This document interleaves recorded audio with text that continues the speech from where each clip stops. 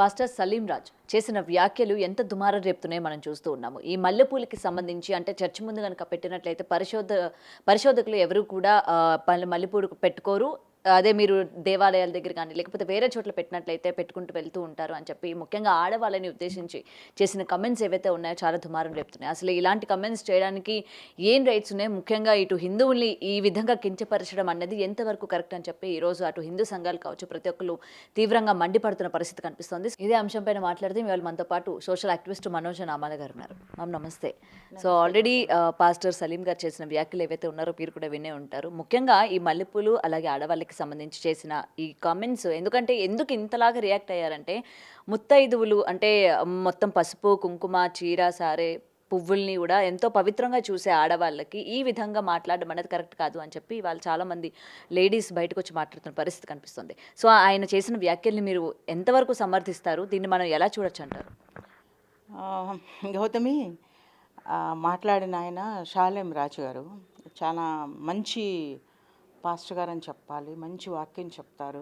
చాలా ఆత్మీయంగా ఉంటుంది ఆయన వాక్యం. ఎందుకంటే మీకెలా తెలుసు మేడం అంటే ఎవరికైనా మతాలు ఏది అనేది నేను చూడను. నాకు వాక్యం అంటే ఇష్టము. నేను అప్పుడప్పుడు చర్చికి కూడా వెళ్తూ ఉంటాను. సో పాస్టర్ గారి వాక్యం చాలా బాగుంటుంది. మనం ఇప్పుడు యూట్యూబ్ ఓపెన్ చేయగానే కొన్ని ఆయన మెసేజెస్ వస్తూ ఉంటాయి. అది యాక్చువల్గా ఆయన మాట్లాడేటప్పుడు ఎవరో ఇంతకుముందు ఒక ఎగ్జాంపుల్ చెప్తూ అంతకుముందు ఎవరో అన్న దాన్ని ఆయన రిపీట్ చేశారు. ఒకసారి ఒక పాస్టర్ గారు అని అలా చెప్తూ అన్నారు.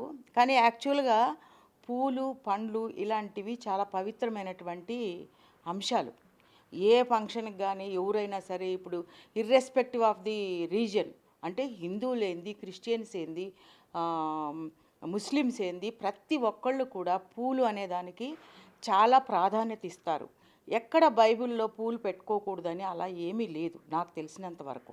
పూలు పెట్టుకోకూడదు అట్లా లేదు. ఎందుకంటే ఇప్పుడు కూడా క్రిస్టియన్స్ మ్యారేజ్ చేసుకున్నారంటే ఆ డెకరేషనే పూలతో ఉంటుంది.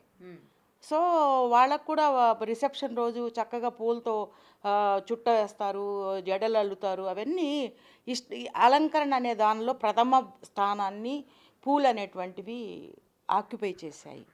కానీ ఇప్పుడు ఆ మాట ఆయన అనడం వల్ల ఏమైందంటే పూలు నా చర్చికి వచ్చేవాళ్ళు పరిశుద్ధులు ఈ పూలు పెట్టుకోరు.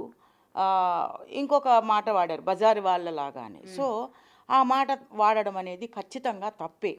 ఎందుకంటే మిగిలిన వాళ్ళంతా పూలు పెట్టుకునే వాళ్ళంతా తప్పు వాళ్ళు అనేటువంటి భావన ఇక్కడ వస్తుంది.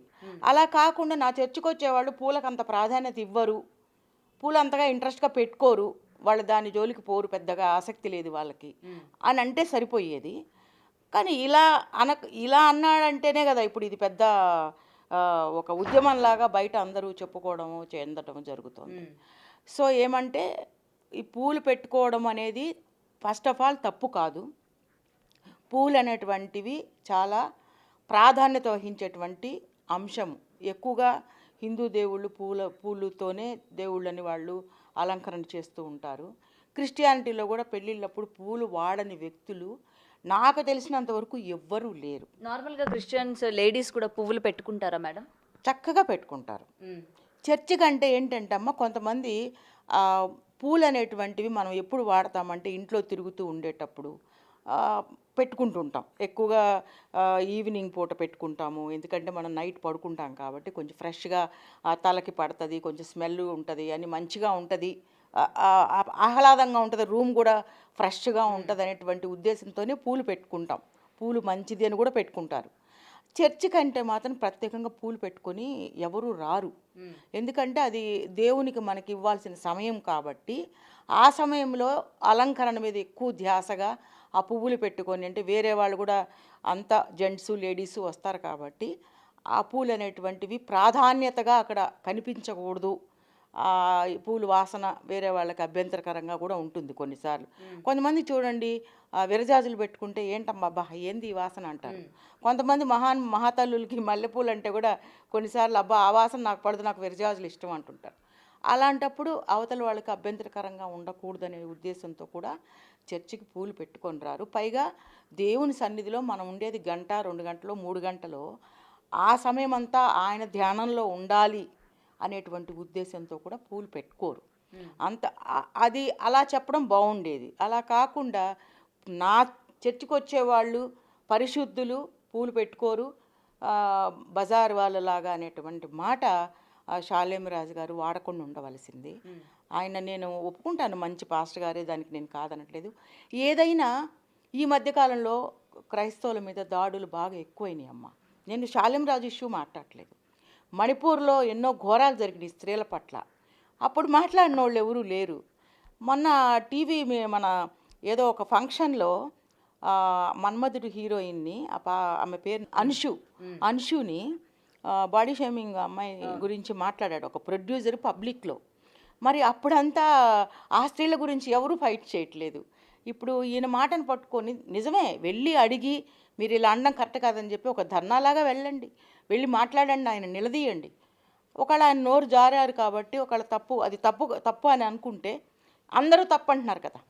అంటే అనుకోవడం ఏముంది, బజార్ వాళ్ళలాగా అన్నారు కదా. అంటే బజార్ వాళ్ళు అంటే ఈరోజు పూలు పెట్టుకున్న ప్రతి ఒక్కరు కూడా దాని కిందే వస్తారు. అయినా బజార్ వాళ్ళు కూడా ఏంటంటే వాళ్ళు కూడా అంత చులకన, వాళ్ళు కూడా వాళ్ళ పొట్టకుట్టు కోసమో లేకపోతే కుటుంబం కోసమో వాళ్ళ వృత్తిని ఎంచుకుంటారు కాబట్టి వాళ్ళని కూడా కించపరచడం అనేది ఎంతవరకు కరెక్ట్ చెప్పాను. ఆయన మాట్లాడింది తప్పే, నేను కాదన్నట్లా.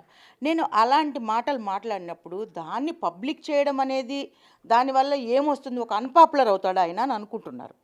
అది పక్కన పెట్టి అసలు జరగాల్సింది ఏమిటి, ఆయన దగ్గరికి ఎవరైతే మహిళా సంఘాలు అందరు ఇప్పుడు పేపర్లు పట్టుకుని కంప్లైంట్లు రాసి చక్కగా ధర్నాలు అవి చేపడుతున్నారో ఆయన దగ్గరికి వెళ్ళి ఇలా మీరు చేయడం కరెక్ట్ కాదు. నిజం చెప్పాలంటే చట్టాలు ఇవన్నీ చాలా లేట్ అవుతాయమ్మా. ఎప్పటికప్పుడు మనం సరిచేసేసేయాలి విషయాల్ని. ఎందుకంటే దాన్ని ప్రొలాంగ్ అవ్వకూడదు నా ఉద్దేశంలో. ఒకడు ఒకరిని చంపాడమ్మా, వాడికి చాలా ఎర్లీగానే వాడికి శిక్ష పడాలి. అప్పుడే ఆ సమస్య పోతుంది. ఈయన విషయంలో ఒక తప్పు జరిగింది అని అనిపించింది కదా, అందరికీ అనిపించింది.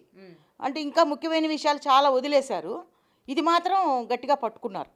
ఎందుకంటే ఆయన క్రిస్టియన్ కాబట్టి. సరే తప్పు చేశాడు. అంటే ముఖ్యమైన విషయాలు అంటే ఉన్నాయి కదా, ఇందాక నేను చెప్పాను కదమ్మా, మణిపూర్లో క్రైస్తవుల్ని ఆడవాళ్ళని నానా చిత్రహింసలు పెట్టారు. ఎప్పుడన్నా పెద్దవాళ్ళు కుదిరితే అది కూడా చూడండి. మరి అది వాళ్ళు మాత్రం ఆడవాళ్ళు కాదా? హిందువులు ఒక్కటే ఆడవాళ్ళు కాదు కదా, క్రిస్టియన్లు కూడా దేవుణ్ణి నమ్ముకున్న వాళ్ళు కూడా వాళ్ళు కూడా స్త్రీలే. ఇటు హిందువులు కూడా దాడులకి గురవుతూ ఉన్నారు కదా మేడం. మరి హిందువుల కన్నా క్రైస్తవులు భయంకరమైన దాడులకు గురయ్యారు. అందులో ఆడవాళ్ళు చాలా భయంకరమైన దాడులకు గురయ్యారు. మరి వాళ్ళకి సపోర్ట్ చేసేవాళ్ళు లేరే. సరే ఇప్పుడు ఈ ఇష్యూలో తప్పు జరిగింది, షాలేం రాజు దగ్గరికి వెళ్ళి సార్ మీరు ఇలా మాట్లాడడం కరెక్ట్ కాదు, అందరి మనోభావాలు, నిజంగా నేను అంటున్నా అందరి మనోభావాలు దెబ్బతిన్నాయి ఆ మాట అనడం వల్ల. నా చర్చికి వచ్చే పరిశుద్ధులు కాబట్టి పూలు కొనలేదు, బజార్ల వాళ్ళలాగా అనేశాడు. సో ఆ మాట మిగిలిన వాళ్ళందరూ తప్పు వాళ్ళనే ఉద్దేశం అక్కడ కనిపిస్తుంది. కాబట్టి ఎవరైతే బాగా అగ్రెసివ్గా రియాక్ట్ అవుతున్నారో వాళ్ళందరూ వెళ్ళి షాలేం రాజు గారి దగ్గర వెళ్ళి క్షమాపణ చెప్పించుకోవాలి. ఎందుకంటే దీన్ని అలా మళ్ళీ ప్రొలాంగ్ చేసేసి నాకు అనిపిస్తుంది అనమాట, మళ్ళీ ఈయన కూడా మళ్ళీ పబ్లిక్లో డిబేట్లు పెట్టేసి ఈయన గురించి చర్చా వేదికలు స్టార్ట్ అయ్యి మళ్ళీ మేము ఇంకొక పాస్టర్ని పోగొట్టుకోవాలి అనే పరిస్థితి క్రైస్తవులకు రాకూడదు.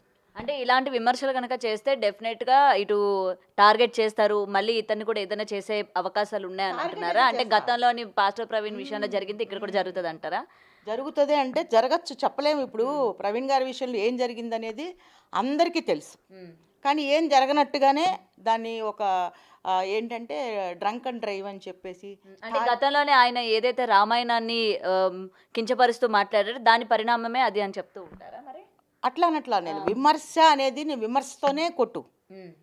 నువ్వు ఒక చెంప దెబ్బ కొడితే నువ్వు మళ్ళీ ఇంకో దెబ్బ తిరిగి వేయి. నువ్వు నోటి మాటతో అంటే నేను నోటి మాటతో అంటాను. అలా కాకుండా దొంగ దెబ్బలు తీశారు. ఎవరు అనేది మనకు తెలియదు, ఎవరో కుట్రదారులు.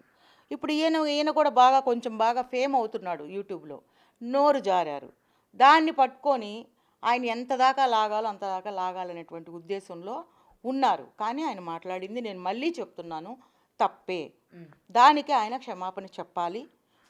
చెప్తేనే మిగిలిన వాళ్ళ మనోభావాలు దెబ్బతినకుండా ఉంటాయి. ఎందుకంటే ఖచ్చితంగా ఆడవాళ్ళందరికీ కూడా ఆయన క్షమాపణ చెప్పాలి అని కోరుతున్నారు. నేను కూడా క్షమాపణ ఆయన చెప్పాలని నేను కోరుకుంటున్నాను. ఎందుకంటే మాట జారింది. మొత్తానికి ఏంటంటే ఆవేశంలో ఏం ఇదేంటంటే ఈ నా చర్చకు వచ్చేటువంటి ఆడవాళ్ళంతా అసలు పూలంటే ఇంట్రెస్ట్ లేదు వాళ్ళకి, పూల మీద ధ్యాస లేదు, దేవుని మీదే వాళ్ళ ధ్యాస, వాళ్ళంతా పరిశుద్ధులు. ఆ బజార్లో అంటే ఏదో ఆలోచన పెట్టుకొని ఆయన ఆ మాట అన్నాడని నేను అనుకుంటున్నాను. నేను విన్నాను కాబట్టి అది యూట్యూబ్లో చూశాను కాబట్టి అంటున్నాను. ఆయన దానికి ఏం సమాధానం చెప్తాడో మనకైతే తెలీదు. కానీ మిగిలిన వాళ్ళైతే అలా అనుకునే అవకాశం ఉంది కాబట్టి క్షమాపణ కోరాల్సిందే. Right ma'am. ఇప్పుడు ఇలాంటి సువార్తలు చెప్పే దగ్గర కావచ్చు, ఇలాంటి ప్రేయర్స్ దగ్గర వేరే మతానికి సంబంధించి లేకపోతే వేరే మతానికి ఏమైనా దాని గురించి మాట్లాడడం అనేది ఎంతవరకు కరెక్ట్ అండి? చూడమ్మా, మన మతాల్ని మనం గౌరవించుకోవడం కాకుండా ఇతర మతాలను కూడా మనం గౌరవించాలి. ఎంతోమంది పాస్టర్లు ఎన్నో విషయాలు మాట్లాడుతుంటారు. ఇతర మతాలని వాళ్ళు గౌరవిస్తూనే వాళ్ళ మతాన్ని వాళ్ళు ప్రచారం చేసుకుంటూ ఉంటున్నారు. కాబట్టి మనం ఇప్పుడు పరమత సహనాన్ని ఖచ్చితంగా పాటించాలి.